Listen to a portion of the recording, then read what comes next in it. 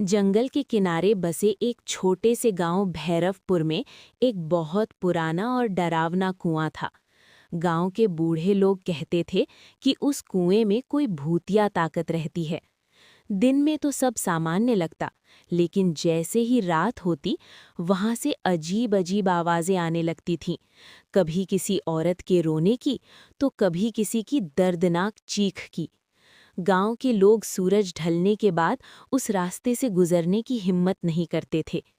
एक रात गांव का एक लड़का रवि अपने दोस्तों से शर्त लगा बैठा कि वो आधी रात को उस कुएं के पास जाएगा। सबने उसे बहुत मना किया, लेकिन रवि नहीं माना। रात के ठीक 12 बजे वो टॉर्च लेकर उस सुनसान रास्ते पर चल पड़ा।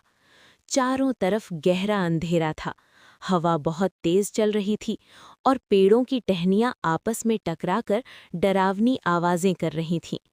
जैसे ही रवि उस कुएं के पास पहुंचा, अचानक उसकी टॉर्च झपकने लगी। उसे लगा शायद बैटरी खत्म हो रही है। तभी उसे कुएं के अंदर से किसी के धीरे धीरे रोने की आवाज सुनाई दी। बचाओ, मुझे यहाँ से निकालो। रवि का दिल जोर जोर से धड़कने लगा।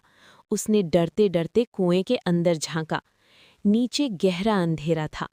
अचानक उसे लगा जैसे नीचे कोई सफेद साड़ी पहनी औरत खड़ी है। उसके लंबे बाल चेहरे पर लटके हुए थे। रवि घबरा गया और पीछे हटने लगा। तभी वो आवाज फिर आई, रुको, मुझे अकेला मत छोड़ो। अब रवि पूरी तरह डर चुका था। वो भागने ही वाला था कि अचानक पीछे से किसी ने उसके कंधे पर ठंडा हाथ रख दिया। रवि ने धीरे धीरे पीछे मुड़कर देखा।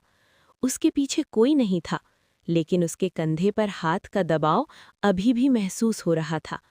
अचानक कुएं के अंदर से जोर की भयानक चीख आई। टॉर्च पूरी तरह बंद हो गई और चारों तरफ घना अंधेरा छा गया।